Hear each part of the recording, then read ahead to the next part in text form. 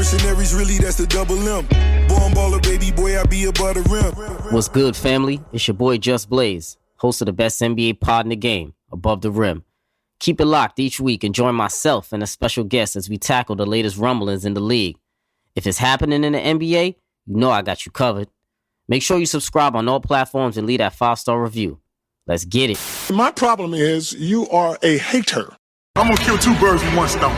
We're coming down here to do the JDA All-Star Game. And I thought I'd come down here and see if Mike wanted to get out of a little one-on-one. I stood here by the statue for 6 hours. He didn't even come by to check on the statue. I figured this is one place he'd come. Let him know Big Baller's in the Chi-Town and he's looking for him right here. Talk about it. You are now tuned in to Above the Rim. Family, welcome back to another edition of Above the Rim. Brought to you, as always, it's your boy, Justin, a.k.a. Just Blaze.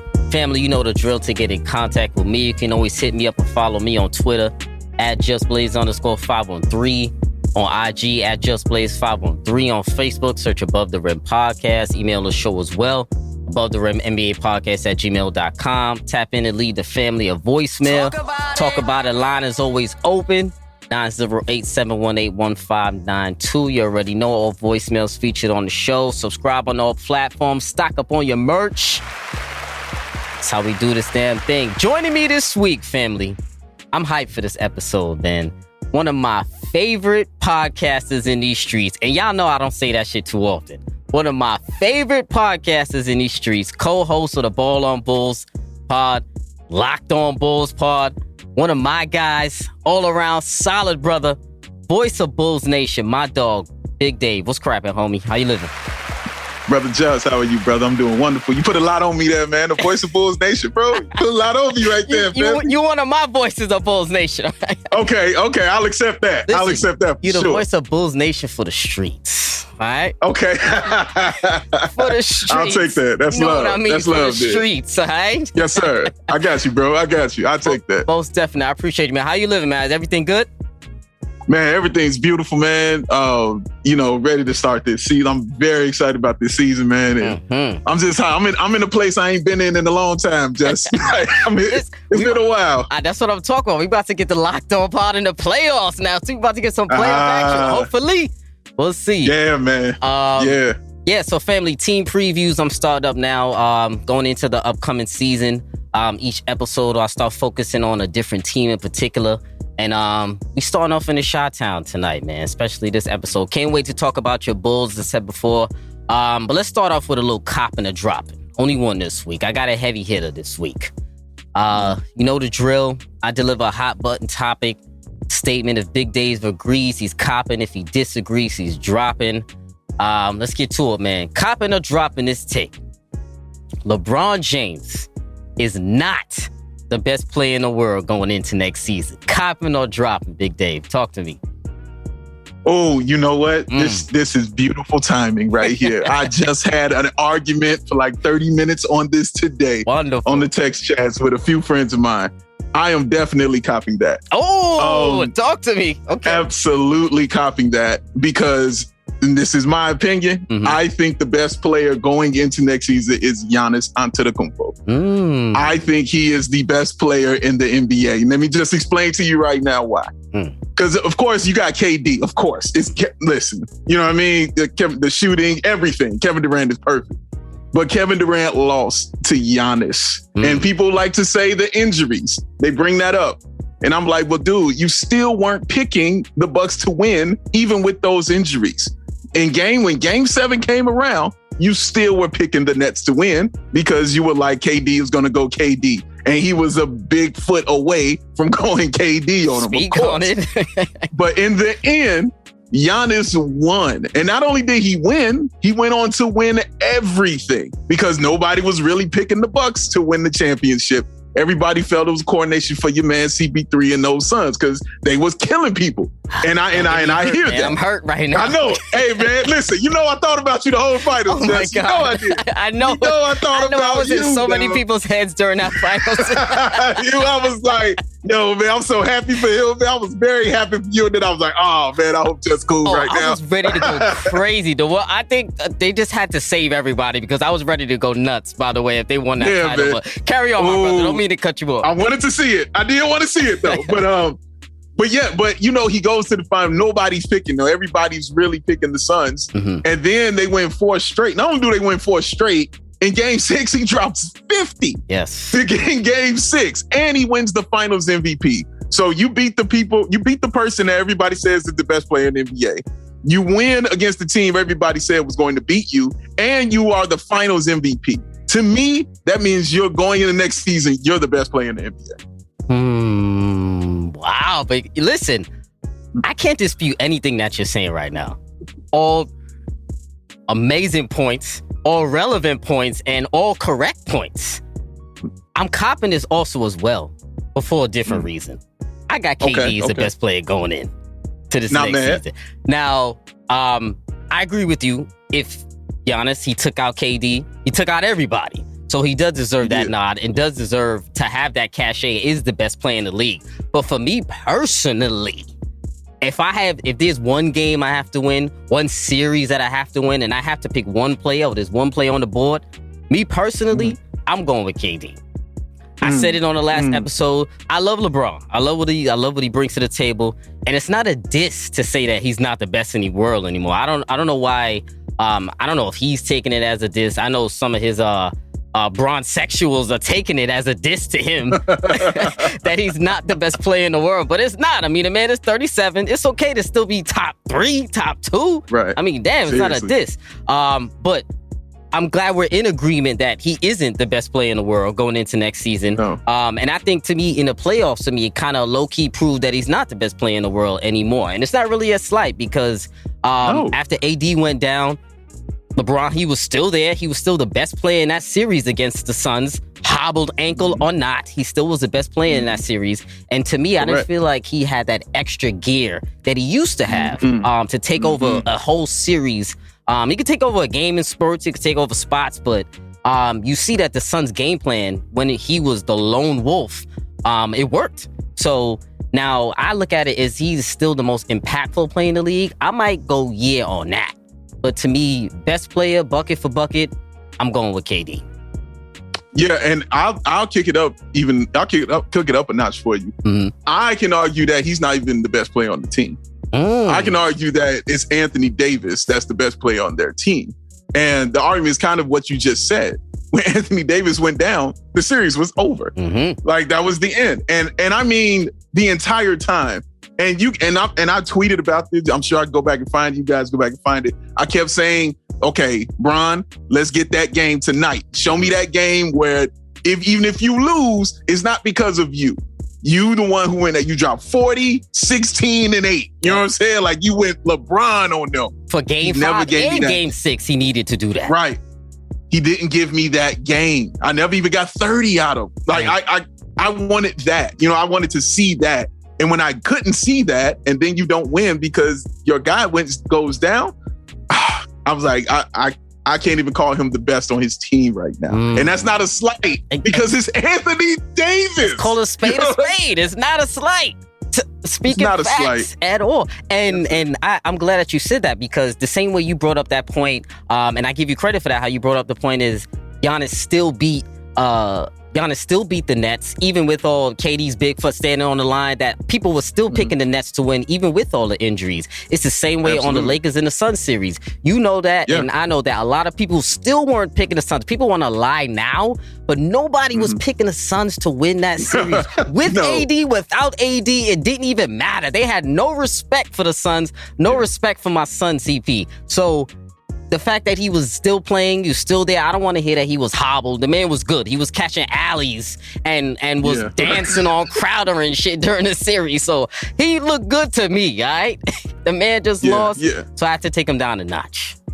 No, I completely agree. As soon as they won that series, I was like, I don't want to hear nothing about injuries or anything on this, man. They won. Chris Paul was hurt too. Like, I don't want to hear that, y'all. They were hurt too. So when your guy is hurt like that, and of course your guy is hurt, but you still got to go out there and you got to play and you got to win. He had to he was rehabbing during the game. You know what I'm saying? Like, I thought my son was done for. Right. Yo, we all thought, we were like, oh man, here you go with the injury. Oh man, I know, bro. I know you were sick. Listen, Dave, I never really talked about this on air, man. But yo, when that first shoulder injury happened, bro, I just turned off the TV and I just dropped to the ground, bro. I said, yo, I had to look up at the Lord and I said, no, this is not happening to me right now. I act like I was injured during that series. It hit me that hard, man. I understand, bro. Like, that's your guy, man. Like, everything was aligned. You know what I'm saying? For y'all to do your thing, and then you're like, what? Again? And you know how much I was feeding to talk shit, especially against the Lakers on all teams. I had the bullseye for a few guys, so I had my shit ready. So that was a big injury, man. Word. Yeah, it was a big one, man. But yeah, they won. They beat the team everybody thought would still win. Even with the injuries, they were still picking the Lakers to win. And they didn't do it. But they picked them because they were like, it's LeBron. Exactly. And he didn't do anything LeBron. You know what I'm saying? Like, so I don't want to hear that. Honestly, I didn't want to hear none of that. They won. That's what it is. Like, you can't take that away from them. They won. They did. And listen, man, LeBron, if you got a problem with it, take the throne back this year. You still got a whole nother season. Take back the throne. Hey, man, I want to see greatness, baby. Come on with it. 100%. I'm ready for an incredible season. Speaking of season, let's talk about your Bulls right now, man. I couldn't wait to discuss the Chicago Bulls, man. Listen, when I saw the moves that they were making, you're the first man I thought of. I said, oh, shit, I can't wait to have my son Big Dave on the pod. I need to talk about this wildness because I was extremely happy for your Bulls. Chicago Bulls probably had the splashiest offseason other than the Lakers of them all. Didn't make the playoffs last year. It was a little disappointing to finish 11th in the East. I was rooting for them to at least make the play-in. I was a little disappointed in that, but they retooled in free agency, landed two of the biggest options on the market. DeMar DeRozan, Lonzo Ball, stole Caruso from LA. Round of applause for the Bulls making moves, man. Also as well, highly unlike the Bulls in recent years, they traded away a couple of future draft picks in order to try to win right now, which I applaud. And this approach, I said, is a little bit different from the way the Bulls management has done things in the past. That's why they get an applause for me. We love to see it. Now, some of the moves have gotten some mixed reaction from the public, but more so on the positive side, that people are excited. So Dave, talk to me. You cover the Bulls. You watch them all season long. Talk to me. Give me your grade on the Bulls off season. Oh, it's an A. It's undoubtedly, no doubt in my mind, this is an A. Listen, when AK and Eversley came in, that everything they said that they were going to do, they have done it. Yeah. When they talked about what they wanted to do in free agency, they said, we want to be aggressive and we want to win now. And we want to make this a destination desirable for big time free agents. They did all of that. They did. And here's the thing. So look, we needed a point guard. Bad. We needed a point guard really bad. What they do? They go get Lonzo Ball, who we tried to get the trade deadline. But New Orleans just wanted a little bit too much. And they made it a priority too, which I like. Yes. Number one priority, because you saw in the first minute, they were like, here comes Lonzo Ball with us, man. Oh, it was beautiful, man, to see that first minute. So your next thing, it was like, okay, we got that straight, but we don't have no wing. We have no wing. We need that wing help. How about I go get you one of the best wings in the NBA? How about I go get you DeMar DeRozan, the footwork king out here? How about I get you the mid-range monster and DeMar DeRozan and everything like that? We'll get into what he provides and all the other stuff a little later on, I'm sure. But that was a huge, colossal move, and they paid money for him, which is, again, something the Bulls are not willing to do. Because you mentioned the draft picks. They definitely are known for being a little stingy. Oh, you know what I'm saying? Like that Ainge syndrome, that stinginess. Yo, my boy used to say, they toss around nickels like they manhole covers. You know what I'm saying? You know what I mean? So that's how they were, bro. But not this time. Not this time. They went and they paid DeMar DeRozan, and now we shored up that wing help. We needed depth at center. You needed help with that. You needed a backup center. Boom. Let's go get Tony Bradley from OKC, who was flaming us last year to the point where after they played the Bulls, I remember Embiid tweeting out, like, I've seen enough, build the team around Tony Bradley. Yep. Like, come on. Like, yo, he was flaming us, just. Like, I'll never forget that. He was killing our guys out there. So that was a great move. And then the move out of left field, like you mentioned, that nobody really saw coming was Alex Caruso. And that is Sneaky. a big one. Very sneaky, man. You need those kind of guys. He is going to be beloved in Chicago. We love the try hard, tough, dive on the floor kind of person. Now, what's on top of that with him is he is athletic and he can shoot and he can facilitate and do all of those things. So combining all that plus with what they did in the draft, it's an A for me, man. It's beautiful to see. I agree. I have an A. I have an A as well for the Bulls in my book. I think they had a phenomenal offseason. So before we talk about the fit, I want to discuss DeMar DeRozan in particular. Were there any moves that you wanted them to make that they didn't make? In particular, I was thinking there were a lot of the streets were talking that they wanted D Rose back in Chicago, but he ultimately signed back with the Knicks. I know that was in discussion. I know some people in those Chicago streets definitely wanted it. I mean, a lot of people did want to see it, but what were your thoughts? Were you, is there any moves that you wanted them to make, or how did you feel about Rose coming back to Chicago if it was a possibility? Oh, I definitely wanted D Rose back. I mean, plus he made sense basketball-wise and emotionally. You know what I'm saying? You wanted both because of what he means to the city and what he is. You know what I'm saying? You can't even wear his number. You know what I'm saying? Here, people will flame you for that. You can't even do that on this team. So, yeah, we wanted him. Plus, it made basketball sense to get him. But here's what I love about what the Bulls did. The minute they couldn't get Derrick Rose, they went and got Alex Caruso. Yeah. And I'm talking about the minute he re-signed with New York, they were like, we're going to get Alex. So it lets me know that they were trying to get him, but D Rose is like, I'm comfortable here. And D Rose, if you know, he's not a guy who's going to move around a lot. You know what I'm saying? He likes his thing set. He's played with Tibbs everywhere Tibbs is coached. Derrick Rose has played with him. Everywhere he's been a head coach, okay? He has been there. So he's comfortable in New York. We ain't got nothing but love for Derrick Rose, man. We happy to see that brother happy. You know what I'm saying? So if he's happy there, much love to him, man. You know what I mean? And I hope he wins Sixth Man of the Year this year. You know what I'm saying? Like, we really rooting for D Rose. We got nothing but love for him. 100%. But the Bulls went and got Caruso and shored that up. The only move they haven't made, just that I kind of, and this is a personal move, is I love goons, just. I always think a team needs a goon. I agree. They just need that kind of guy. You can look at Milwaukee. They were full of goons, okay? Like they got tons of goons. Your boy Portis was over there breaking necks. He pissed me off in the finals, by the way. I was like crazy-eyed Portis. Damn, man. Low key, you saw when he had that little scuffle with CP2. I was like, man, you gotta step back on that brother. That man might throw an elbow. We don't need that. Hey man, that dude punched Nico out of the NBA. That's what I'm saying. Where he at now? He back in Israel right now. Where is you know what I mean? That brother went home. You know what I'm saying? Like, he sent that dude away. You don't want to run up on Bobby. Bobby is the dude that said, to get hyped for games, I think about somebody punching my mother. Yes. That's what Bobby Portis said. Speak on it. You don't want none of that. Leave that brother alone, man. So you wanted them to sign a goon? Yeah, and they still can. They still can sign that goon. Like, even if you go get a guy like Paul Millsap or somebody like that, just somebody on the bench. I don't need, somebody to come in and do. What about our Cousins?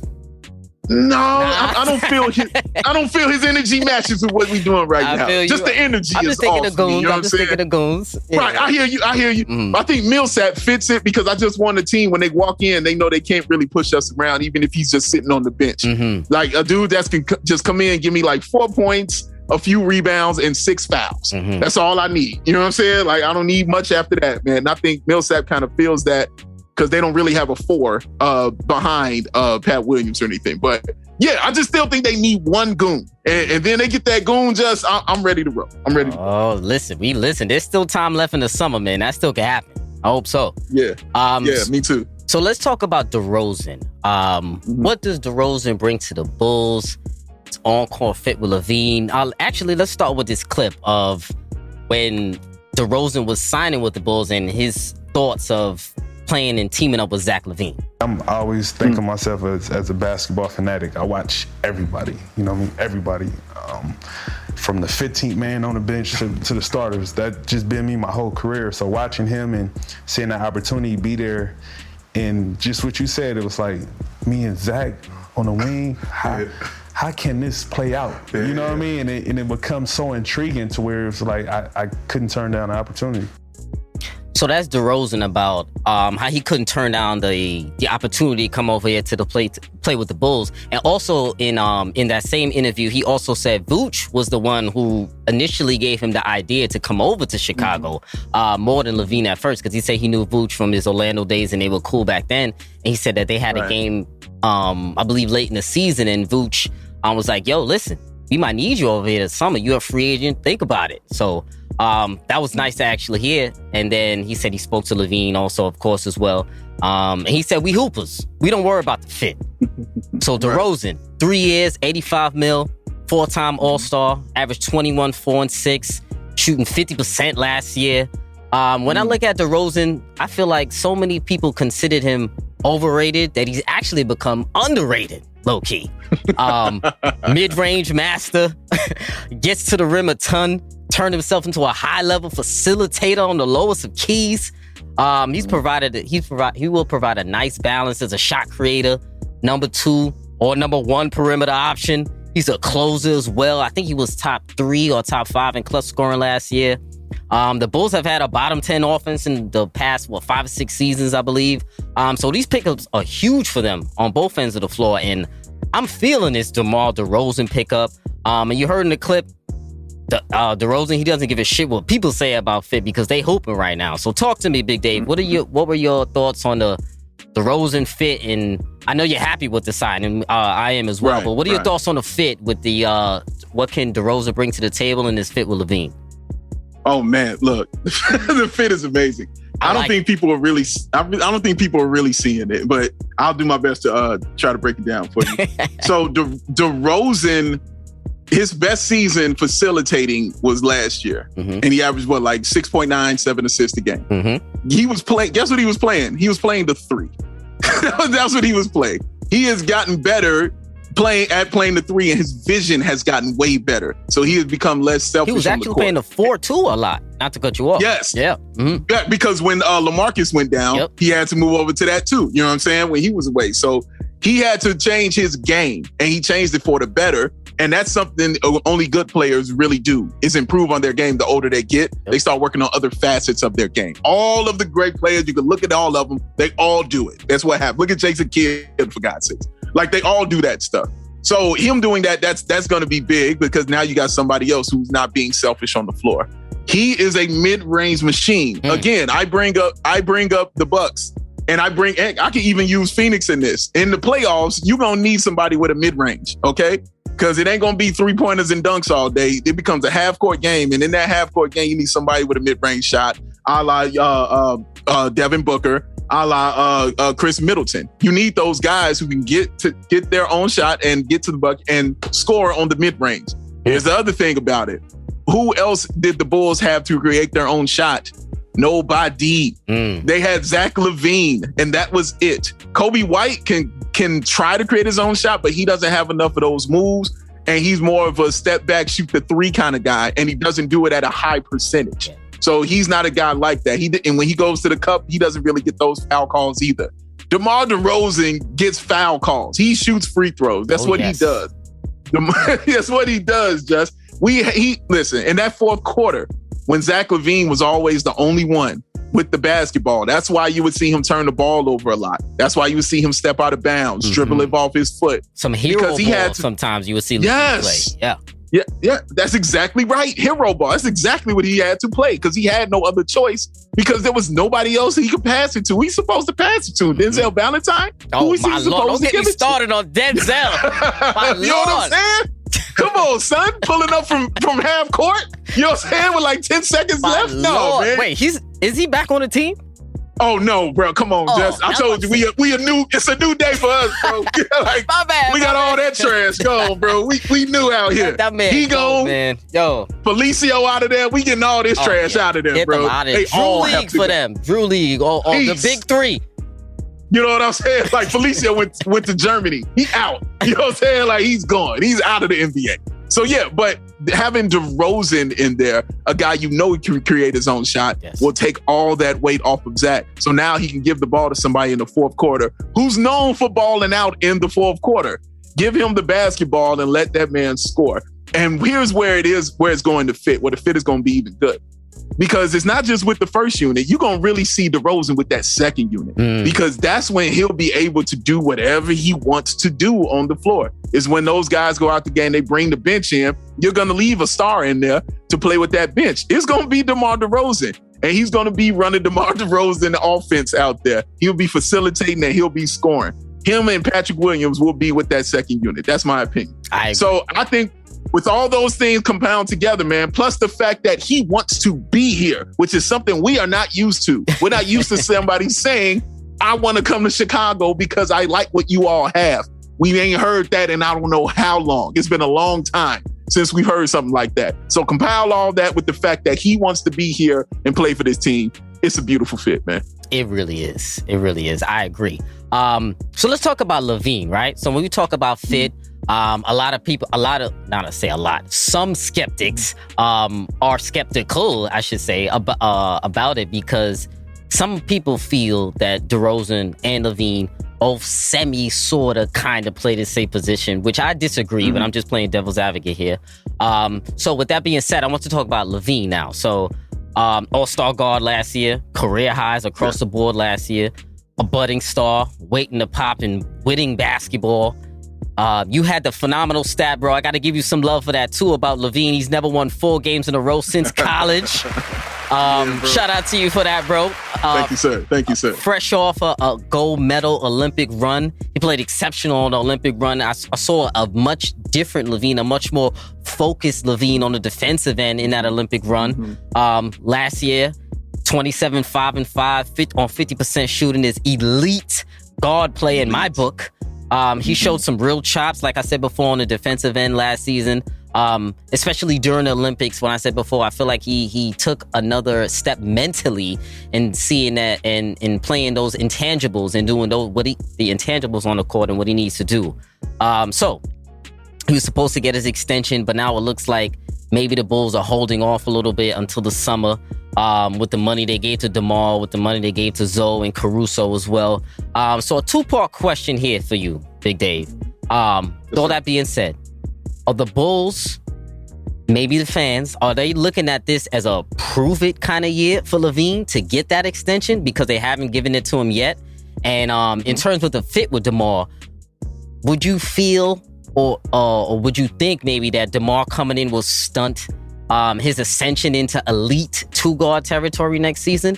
Will DeMar DeRozan take a couple of shots from him, a couple of touches that Lavine is growing into since he was having his rise last year? So talk to me about the fit and if you think this is a prove-it kind of year for Lavine in terms of winning basketball. I don't think it's a prove-it year as far as you saying about his contract. I think he's already proven it.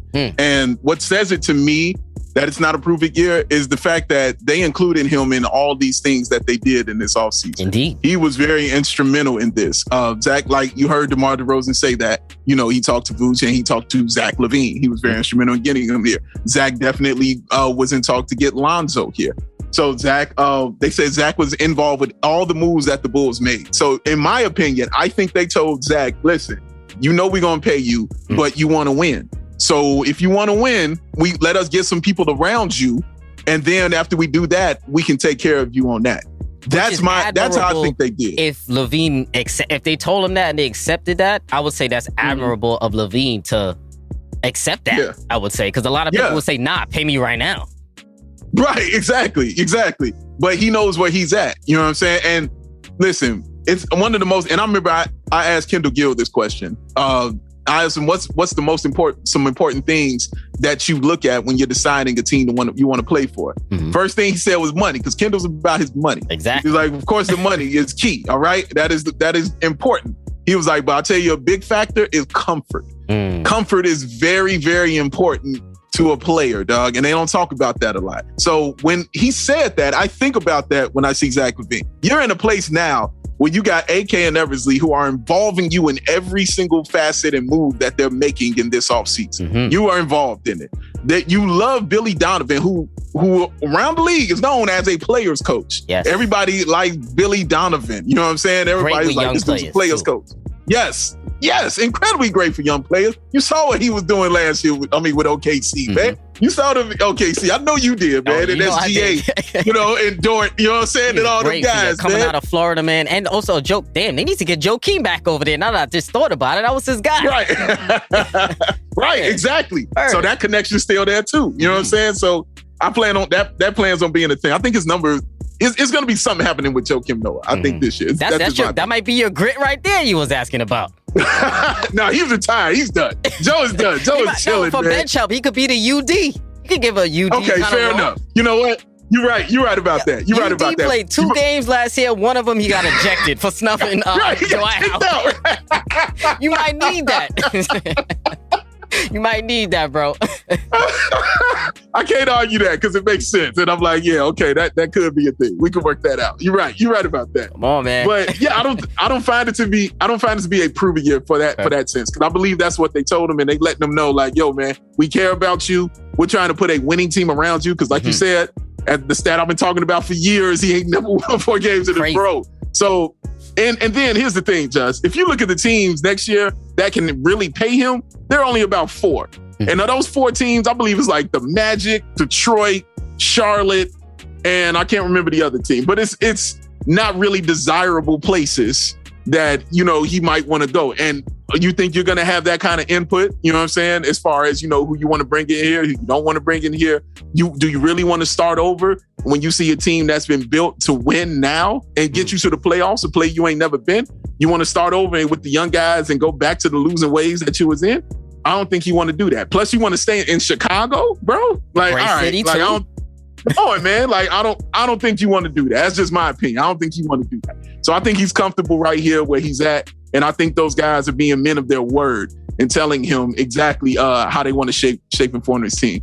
Now, as far as stunning his growth, I don't think that's the case at all. Listen, man, Lavine wants to win. And the people forget that the most. He is not, his game might tell you, oh man, he's trying to chase stats. He's trying to chase buckets. No, when you watch those games, the reason he did that is because nobody else on the court could do that. He had no help. There was no one else with him to be able to do those things. Watch him in Team USA. Watch what did he do? He came off, then what was he doing? Like you mentioned, he was just playing defense. He was like, y'all need me to play defense? I'm going to play defense. I'm guarding this dude up and down. Intangibles. I loved it. Yes, I was like, all of it. I was like, that's what I'm talking about right there, Lavine. Show them that you're an all-around player. You're not just a scorer. Let them know.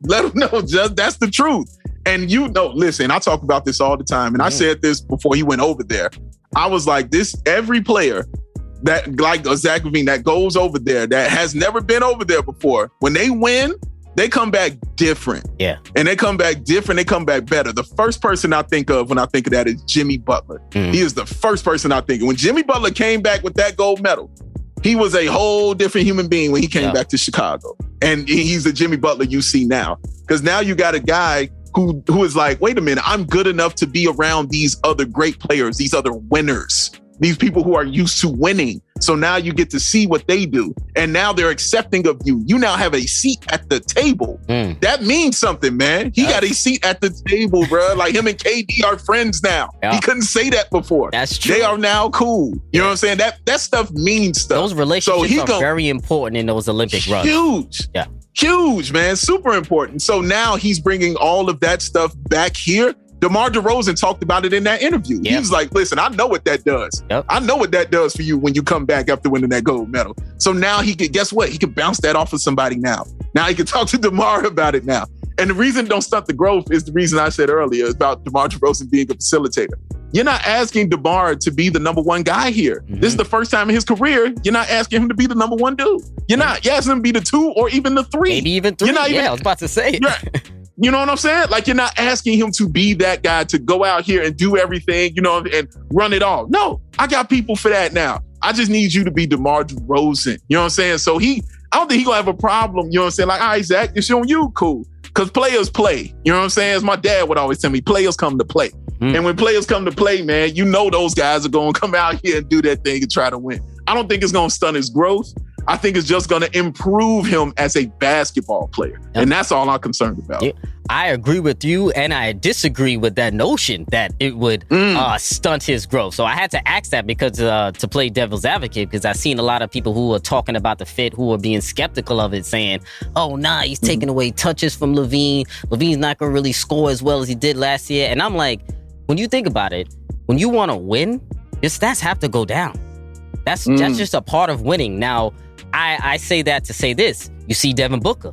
You saw Trae Young, right? Last year, Devin Booker was a phenomenal scorer. He's still a phenomenal scorer, but he knew that when Chris Paul came into the lineup, he had to take a little bit of a step back. His numbers actually went down last year during the regular season a little bit. But then they rose again in the playoffs in terms of scoring. So that's what he does, right? So you have to do that. You have to you have to make some sort of sacrifices for winning. Every player has to do that, especially when you're playing with great players. So the same skeptics or people who are saying that about Lavine were the same people who were saying Devin Booker was putting up empty stats when he was just scoring. The same people who were saying that about Trae Young, that he was putting up empty stats before the Hawks started winning this year. The same people who were saying that about Lavine. So now he's going to turn the tide, especially this year, because I'm expecting some winning in Chicago with this lineup. And then they're going to see that it's not just about scoring. And those numbers, 27, 5 and 5 and 50% shooting, that's elite shit. That's elite guard play. Like, so I'm like, that's light if he takes a step back and gives you a 22, 5 and 5. To me, that's a better player. It's less scoring, more intangibles, better player. Correct. And less bad shots. Exactly. You know, not forcing shots and having to take it because there's nobody else you can give it to take it. Now, all that stuff is out of there. You know, that's done for now, man. He's going to get so many looks like, and having DeMar DeRozan, now the defense has to actually decide who they're going to put their best defender on. Who's going to guard who? Because Zach is now going to see some lanes open that he probably has never seen open before. Yeah. Because you can't really double team certain people. Like, what you going to do? You know, you're going to leave somebody open on that sense. He's going to see some openings that he probably has never really seen before.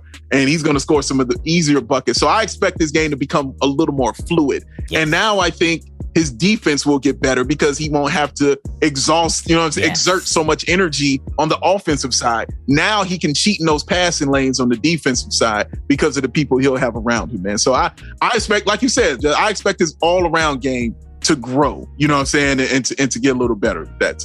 Yeah, I expect those intangibles to go up 100% throughout the whole season. Let's talk about my son, Lonzo.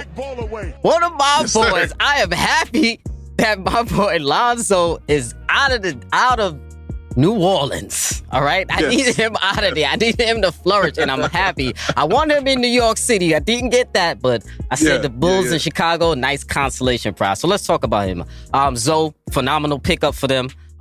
You said earlier in the episode, the Bulls needed a point guard bad, and they got one. They prioritized getting a point guard. Excellent defender, big point guard at 6'6", can shoot, can rebound. Most importantly, gonna push that pace.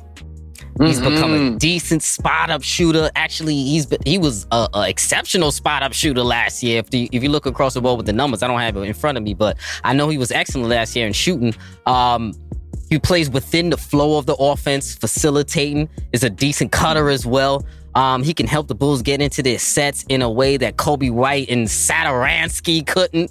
I was tired of seeing that. Listen, man, I'm a point guard guy. So, man, when I see terrible point guard play, I get upset. So I'm very happy to see Zoe over here. And I can't wait to see those Hornets and Bulls matchups now in the Central Division. So, and having Zoe also as well can help Vucevic get some easy baskets. And it can also, Vucevic can also facilitate from the elbows, from the post as well, can score on inside and outside. So let's talk about Zoe's fit and what he brings to the table. And how excited are you to finally have a point guard over here in the Chi-Town, my brother? Listen to me, man. I mean, beyond excited. I've wanted Lonzo for a couple years now. Just the streets were calling for this, yo. Yeah, man, for a couple years. Like, because I saw where he fit. And I just knew he was a good fit on this team, even with all the trash we had before that. And then we go ahead and we make this trade and we trade him for people could be like, man, I don't know, man, it might cost you too much. It's like, bro, we traded loose squares and ketchup and got back Lonzo Ball. Like, we ain't give up nothing, dude. We gave Satoransky some picks and you know what I'm saying? Like, you tripping, dog? Like, I come gave on, up dog. 2 Like, Hamilton tickets and some garlic knots. you know, the off-Broadway Hamilton tickets, too. You know what I'm saying? You know what I mean? Like, it was off-Broadway. 2 tickets to Cats off-Broadway or something. Yes, sir, man. Like, that's what we gave up. You know what I'm saying? To get Lonzo Ball. And one of the key things, again, the same thing Derozan said. Lonzo was like, they wanted me for me. And that, again, is huge. He's saying he wanted to come here because he wanted to be here. That is huge. We ain't used to hearing stuff like that. You know what he's going to provide immediately. You know that facilitating that he's going to provide, that vision that he has. You talked about his shooting. He shot 38% from the three-point line last year. Listen, to turn from what he was his rookie season to that is a dude that takes real work. Broken jump shot. Yes, man. Like, yes, that's what it was. And then he went and fixed it in a couple years. The way he shot it and everything all improved. He changed his entire game and got better.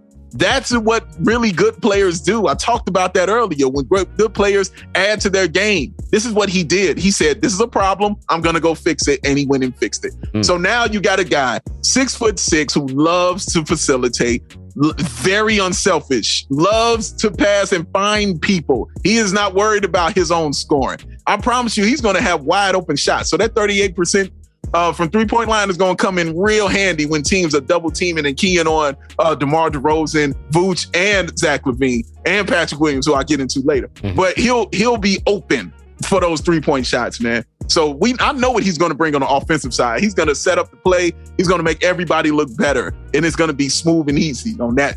The biggest thing for me is that defense that he's going to bring, Justin. Yes. Because that dude is a great on-ball defender. He knows, I love players that know that they're tall. He knows he's 6'6". He does. He knows it. And he plays like it. And he guards guys 94 feet from time to time, too. Yes. Yes, exactly. Very underrated. So he's taking your best ball handler out of the equation. And that is important, man. So you got a guy who's a really great on-ball defender who will get a sneaky block shot on you because, like I said, he's 6'6" and plays like it. Who will dunk on you also, man, who will get that ball and start the transition. Because Billy Donovan loves to run. He loves transition offense, okay? That's his thing. He loves 3-guard lineups and he loves running that transition. You're going to see a lot of that with Zoe. And that's why he knew it would be like a really good fit for him here. He's like, okay, well, you got Billy Donovan who likes to run that transition. Man, I got Zach Lavine over here on this side and I got DeMar on this side. And we about to run. You know what I'm saying? Like, we're going to run. And he's going to find those people. He was so needed here at that position because we honestly haven't really had a great one since D-Rose. I mean, we had Rondo for like half a season. You know what I'm saying? And he got us to a playoff, then he got hurt. But we overall haven't had a really good point guard since Derrick Rose. So bringing Lonzo Ball in here, knowing what he can do as far as distributing the ball, getting everybody involved, and kicking up his shooting, man, dude, I can't wait to watch this. Because like you said, it's my favorite position. It's point guard. It's my favorite position to watch. That's all I watch. And watching intently. Dude, intently, right. And watching him play it just gets me excited, man, because listen, I still to this day have rarely seen, maybe it's a couple people that you can mention that I don't know, but somebody who threw an alley-oop from the other team's basket, you know what I'm saying, after getting it inbounded, that's threw an alley-oop from there. Kind of thing. Right, right. Jake, yes. Oh, yeah, Jake Kidd had a couple. You know what I'm saying? Like from like half court, he would do those things. And RJ. You know what I'm saying? Yep.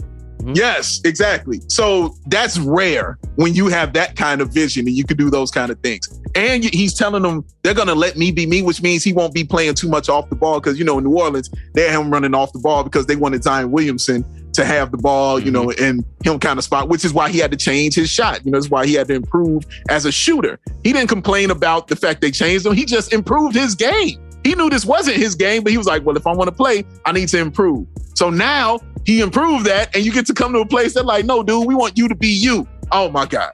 He can't wait, and I can't wait to watch it either, man. Like, it's going to be just some easy buckets being scored. And I haven't seen that, I'm not used to seeing alley-oops. You know what I'm saying? Lavine getting Simple up this year, I'll tell you that. Oh my God, yes, man. Like, and those are the most simple athletic plays. Oh yeah. I'm not used to seeing that. So having him out there, knowing having him out there means I know somebody's about to get an easy 6 points just from a pass. You know what I'm saying? From the pass he's gonna do. I can't wait to watch it. It's gonna be great. Yeah, you double up on that because I can't wait either. That's gonna be exceptional to watch, man, for sure. Let's talk about this. Let's talk about the lineup rotation now for the Bulls. So, projection for me. They didn't come out with this. So I'm thinking the starting five, in my opinion, should be Lonzo, Lavine, DeRozan, Pat Williams, and Vooch. Coming off the bench, Tony Bradley, Caruso, Kobe White, maybe marketing. We don't know what's going on there. We're gonna see about that. So that's what I'm thinking is the starting five. So what do you think? Do you think is that going to be the starting five that they're going to run out in your opinion, or do you think they're going to switch it up in some way? Oh, that is absolutely going to be the starting five. Okay. I saw they were iffy on Pat Williams starting, but I feel like he should be. He's an exceptional defender. He has to. Oh no, he's definitely starting. He started every game last year. They're not going to take him out of that. Yeah, listen, once I saw him block my man Ayton last year when they were playing Phoenix, I was like, oh shit. I say, oh man, Pat Williams. That's what I'm talking about, man. Exceptional. Like, who is dude? Who is he right here? But I watched him in summer league a lot too. Sneaky athleticism from this young man. So I really like him in that. I guess is he taking over the Thaddeus Young role? They kind of play together, kind of, right? Yeah. He's kind of taking over that role. But what I like about him is you saw it in the summer league, man. This dude has all the tools. Yeah. Like he really can do it all. And he is basketball crazy. And he can do it all. He's 19 years old.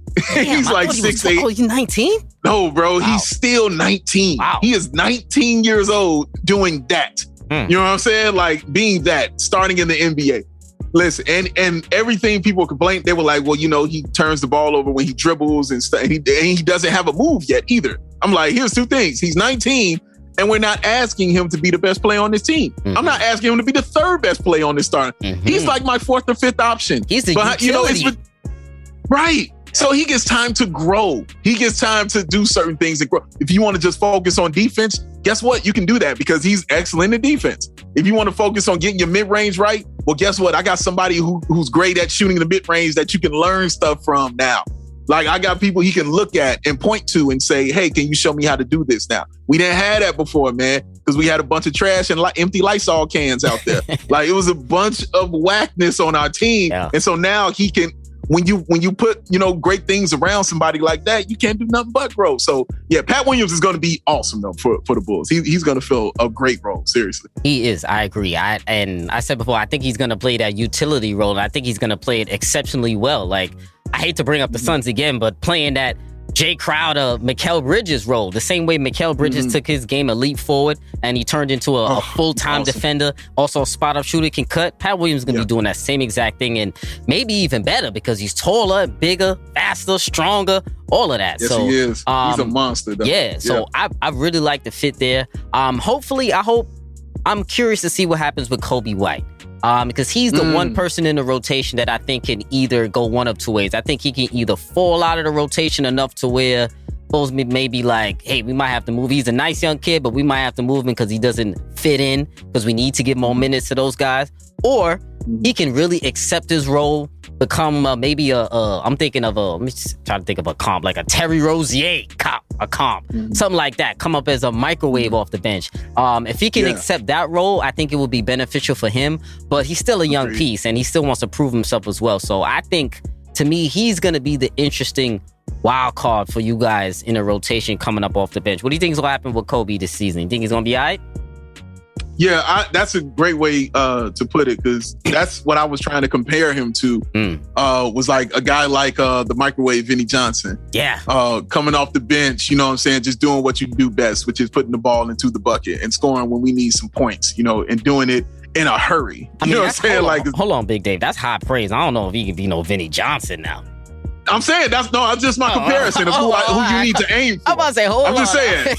I ain't saying that's who he is. I'm like, whoa. No. But no, okay. I'm about to say everybody got to shoot for something, just like you know what I'm saying. Everybody got to try for something. Quick comp, maybe or something.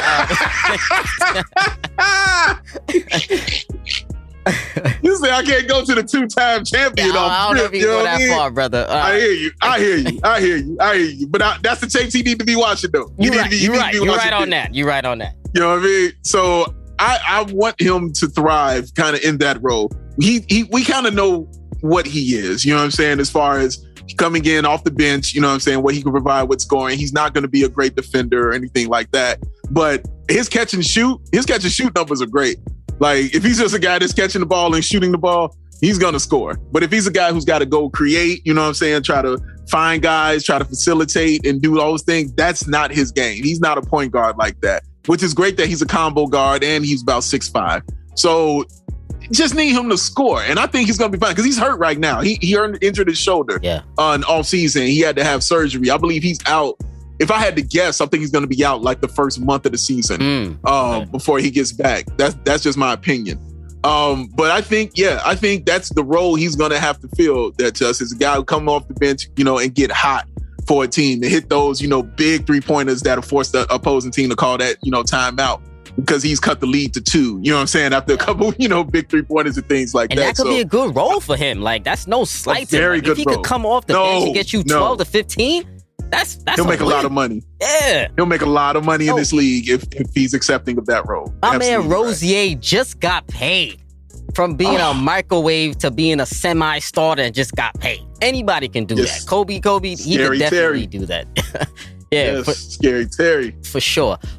So let's pivot a little bit, right? So over here on this show, I love to talk about leadership because that's my thing. And now the Bulls are on my radar when I look at this team on leadership watch, right? Leadership in terms of who's in control of the locker room. So it's been Lavine's team now for the past couple of years now, but he's still growing. He's still grown into his leadership. What is he, 25, I believe? I think he's only 25. You got Derozan coming in. He's 31. Vooch coming in last year. Both of them are playoff tested vets. I would love to see Lavine step up his leadership role this season and become more than just a scorer, become a leader on and off the floor. But let's talk for real here. Your opinion.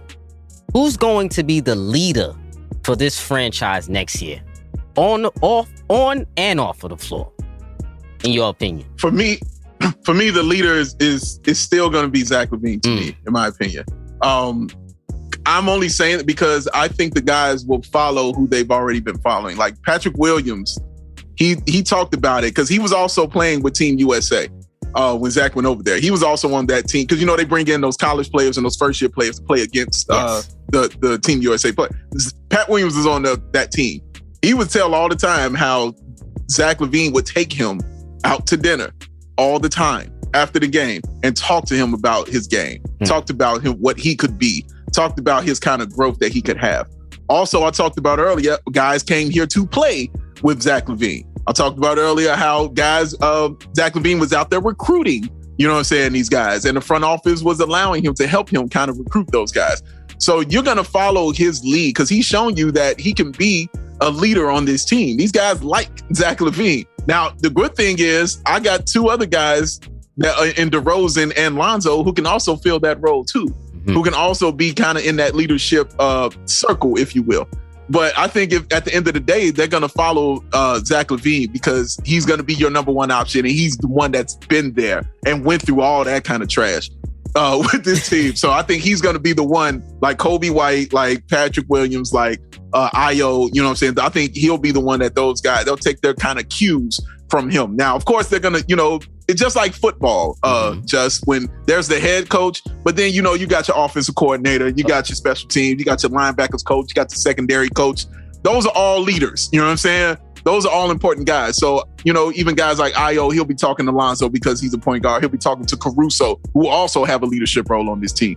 Be talking to guys like that. Marko Simonovic, who they got from overseas, he's playing center. Guess who he'll be talking to? You know he'll be talking to Vooch. You know he'll be having that kind of discussion with him. So he'll be providing that kind of leadership role there too. So there'll be a bunch of guys providing that for the team, but I still think the head guy is going to be Zach.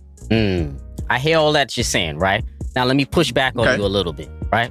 Please do. And tell me what you think. So ideally, we would like for that to happen. Now, I asked this question now.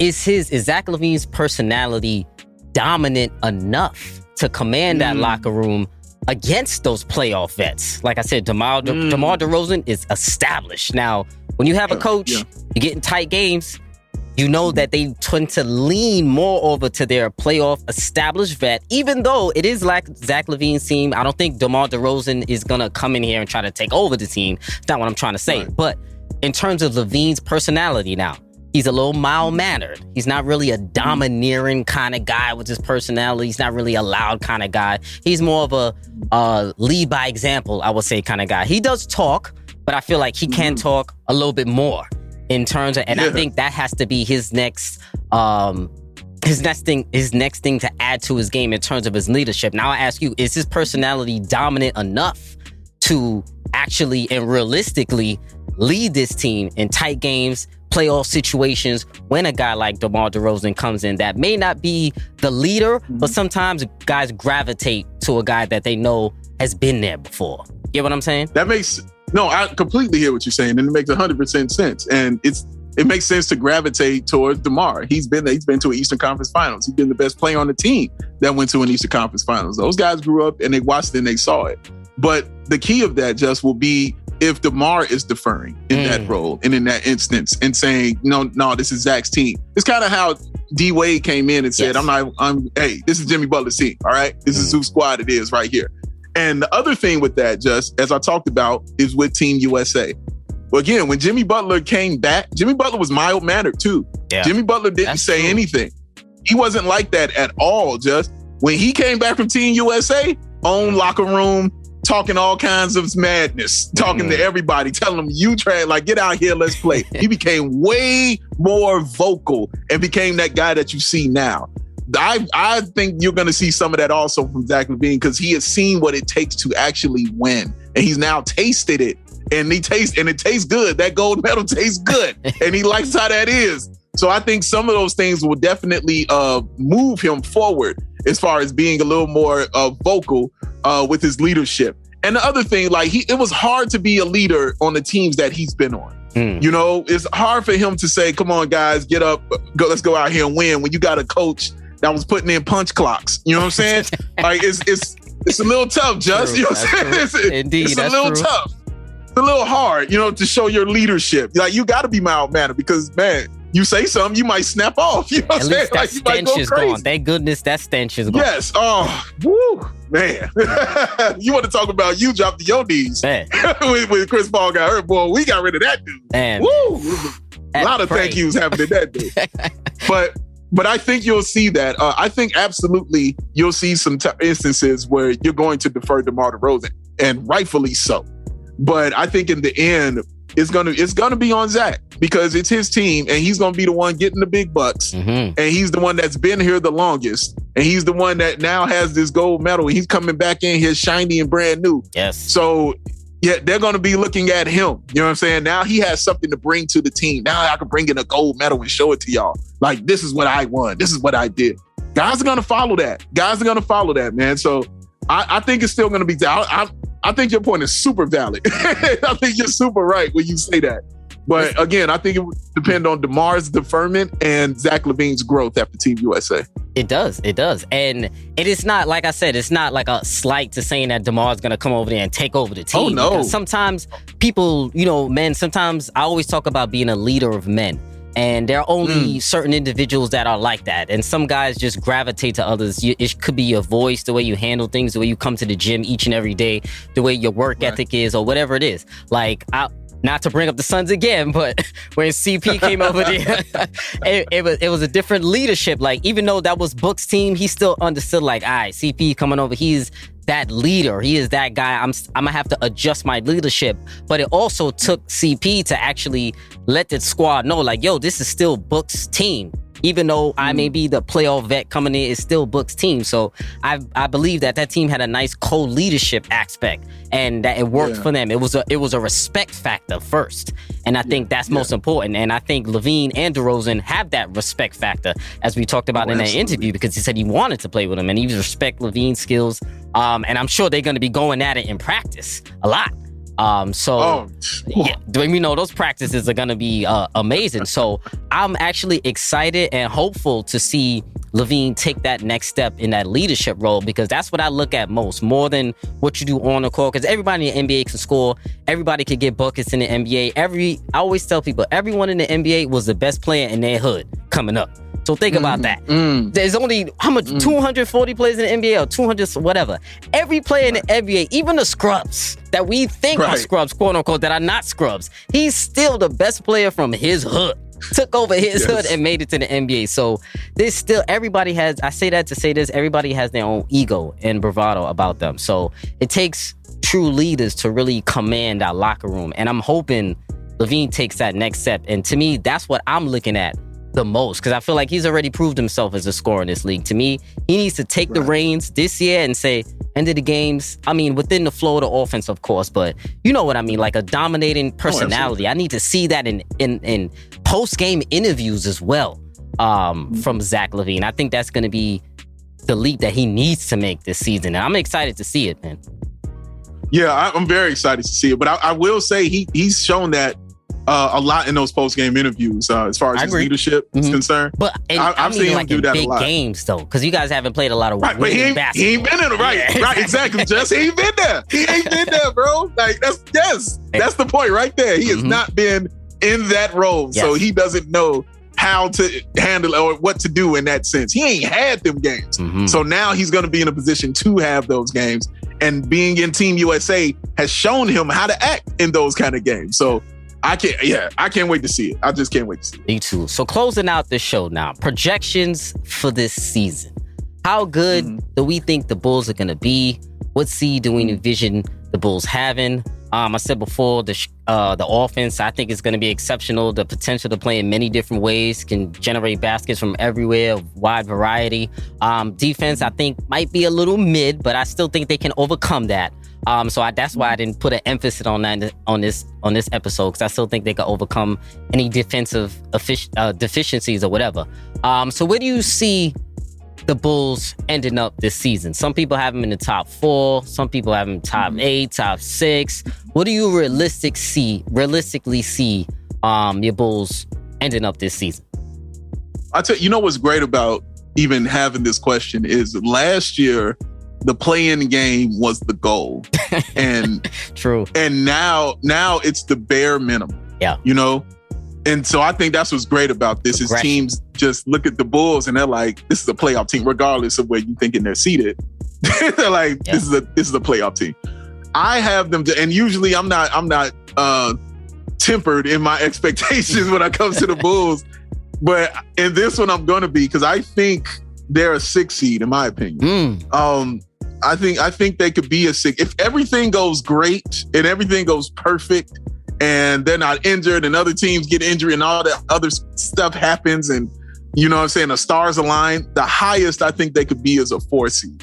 But everything in my opinion has to go right for them to get that. But I don't think it's crazy to say it, but I just don't believe it. I think it's a 6 seed for the team, which is incredibly awesome for me.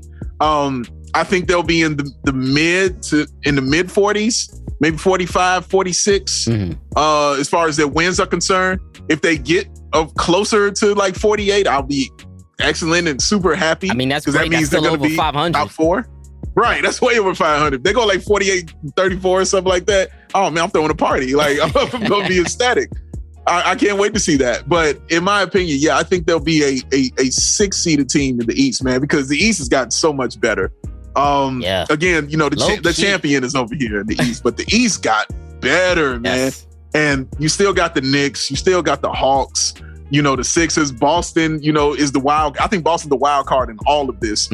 We got to see what they're going to be and what they're going to do. Indiana's going to be solid. Carlisle's back there. They're going to and Karis LeVert. I've always been a Karis LeVert fan, so I am excited to see kind of what they do. But knowing that they're just not at the bottom level, and I can talk about them logically being a top 6 team or even a top 7 or 8, whatever you want to say, the fact that I can logically present that to you is a good feeling, and one that I ain't had in about 5 years. So it's a good thing to do.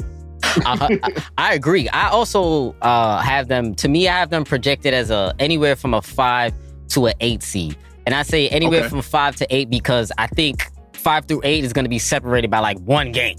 I think it's going to be separated by like 1 or 2 games because to me, the entire, well, other than maybe the top 2 seeds, I think the entire conference is going to be pretty evenly matched. And you also forgot to mention the Heat as well. The Heat also got better. Yes. So, oh my God. Yes. Yes. I'm actually low key big on the Heat this year. I'm going to talk about that in later episodes, but I got them as a top 3 seed in the East. Ooh, talk about it, Joe. I'm feeling them Heat boys. Listen, I had the prophecy 2 years ago when I called the Heat going to the finals early in the year. People call me crazy, and they still got there. And last year, I said they weren't the same because they were missing Jay Crowder.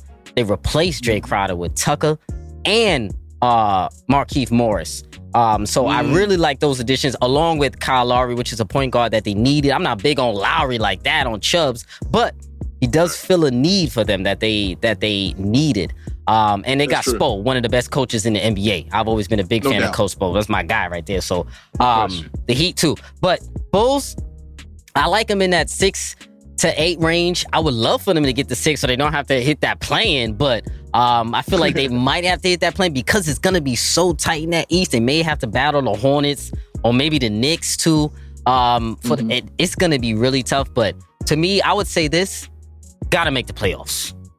Oh, no question. Have to. No, it's a disappointment if y'all don't make the playoffs. I'm gonna be tight. I'm not gonna lie. Huge disappointment if they don't make the playoffs. And it hasn't even crossed my mind that they wouldn't make the playoffs. Like I haven't even thought that way because I'm looking, especially I can just look at that coach and look at his history. You know what I mean? Like this is the first year since he's been in the NBA. Last year was the first year he hasn't been in the playoffs. Yeah, true. Like, please remember when they were projected. When he was coaching OKC, when Chris Paul was there, it was a 0.2% chance of them making the playoffs. You know what I'm saying? Like, and they was 6th seed? You know what I'm saying? Like, in the West? 5th seed. 5th seed in the West. Like, come on, man. So if he's doing that, like, yeah, I expect the playoffs. That's what I expect it. AK expects it, and Mark Eversley expects it. The streets expect it too, bro. Yes, they do, boy. We rolling. Let's go, Just. The streets expect that playoff, bro. Listen, man. Listen, I'm excited to hear your playoff coverage. I tell you that right now. Oh, yeah. We know you gonna be. I get wild, but I know you get wild too, and I love to hear it, man. I do. I didn't even think of it like that, Just. Wow, you just made me smile on that one, bro. Listen, I told the streets already, you one of my favorite podcasters, man. I don't say that too often, but I respect brothers who bring that energy, and you do bring the energy just like how I do, because we know we passionate about this. And listen, I need to come on one of these Ball on Bulls episodes, because I'm gonna be happy for your Bulls, my brother. I'm really excited. I know, how is C-Dub feeling about this? He hyped for this move? C-Dub is hype, but C-Dub is more reserved than me. You know what I'm saying? Dub is much more reserved than I. He's happy, he's excited, but he's not like me. You know what I'm saying? Like he's pessimistic. He's got to see, not on all the moves. He likes the moves. He thinks they're smart moves. He likes them. He has them in the playoffs. I ain't saying all that, but he's not. You know, he's much more chill. While I'm over here like like that. He's like, all right, it's cool. You know, let's wait and see. We'll see if this gotta mellow you out. You know what I mean? You know what I mean? But yeah, we gonna get him there. You know, because when the game comes on, he's just like me. You know, we yelling and we hollering and we screaming at the screen. He just gotta see them in uniform. It just didn't hit him properly. That's it. He just gotta see him in uniform. When we get to media day and shit, he'll change his tune. Boy, I'm gonna lose it at media day when I see that, man. I'm going to lose it, man. I'm so excited for this team, man, because it's been a long time coming for this team and this city. It's been a long time coming. And think about it. I might have to get some damn tickets, playoff tickets over there. I don't mean to jump out the window, but talking playoffs already. But I'm expecting it. And United Center, man, I know that's gonna be rocking in playoff time. Y'all didn't smell no playoff basketball in a while. Oh man, that's gonna be cool. I just saw a video of Patrick Williams today talking about playoffs, and he was talking about how he went to the Bucks Nets series, and I remember this well because Billy Donovan was with him, which is also awesome. The coach was with him, so he went to the Bucks Nets series. He was like, when I was there, he was like, listen, he was like, everything was up. He was like, the energy was up. You know, you could feel it as soon as you walked in the room. And he said, I just said to myself, I got to be here. I want to be here. I want this. This is what I want. So that's what he's working towards getting. I got 4 people on my team just that I know are basketball crazy. Like it's Zach Lavine, Lonzo, DeMar, and Patrick Williams are all basketball crazy. That means I now have a high IQ team. I talked about that a lot. Hungry and high IQ with chips on their shoulders because everybody's doubting them, or they have been doubting them a lot during their career. So they have things they want to prove to people. So, but just hearing Patrick Williams say that, how excited and how hyped he is and how much he wants that feeling of being in the playoffs. He was like, I can't wait to experience this. This is what I want. This is what I need. Man, please start the season. Let's do this. Start the damn season. Start it. Put that ball up. That's what I'm talking about, my brother. Yo, Big Dave, man, I gotta say, man, I appreciate you, man. I appreciate you giving me your time, my brother. It is dope. Always special and amazing when you come through.